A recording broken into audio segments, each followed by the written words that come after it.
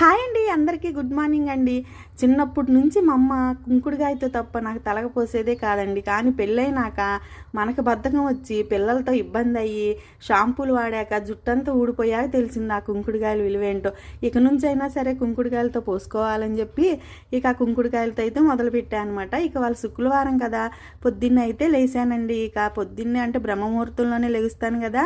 ఇక లేచి నేను రెడీ అయ్యి పూజకైతే అన్నీ రెడీ చేసుకున్నాను అనమాట. ముందు పిల్లల క్యారేజీ కూడా కట్టాలి కాబట్టి ఇంకా పూజకి కూడా అన్నీ రెడీ చేసుకుని ఇంకా సిద్ధం చేసుకున్నానండి. నాకు ఒక డౌట్ వచ్చిందనమాట. మా అమ్మ అంటది, నేను బంగాళదుంప తిన్నమ్మా, నేను కాశీలో వదిలేసి వచ్చా అనేదండి.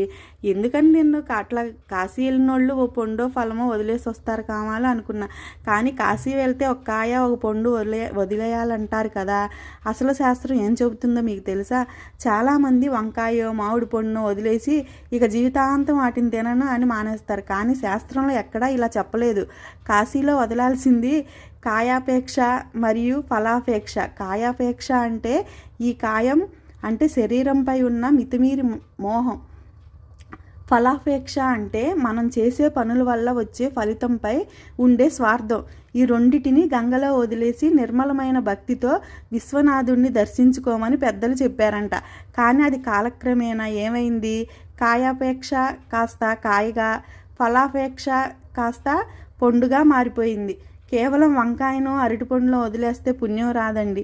మనలోని అహంకారాన్ని, స్వార్థాన్ని వదిలినప్పుడే నిజమైన పుణ్యం, జ్ఞానం సిద్ధిస్తుందని ఆ కాశీలో ఇది విశిష్టత. కానీ మనకు అది తెలియక ఏదో మనకి ఇష్టమైంది వదిలేస్తే మంచిదని చాలామంది చేసే పొరపాటు ఇదే అనమాట. నాకు తెలిసిందైతే నేను చెప్పానండి. ఇక ఈరోజు ఇవాళ మరకట్ట శివలింగం తెచ్చాను కదా, దానికైతే పూజ చేసుకోవడం జరిగింది. ఇంట్లో అందరి దేవుళ్ళకి అష్టోత్తరాలతో పూజ చేసి శివయ్యని చూసారా, నేను చెప్తున్నాను కదా, శివయ్యకి ఇది చాలా ఇంట్లో నాకు ప్రత్యేకంగా అనిపిస్తుందండి. అసలు చూస్తుంటే కూడా మనసుకు ప్రశాంతంగా అనిపిస్తుంది.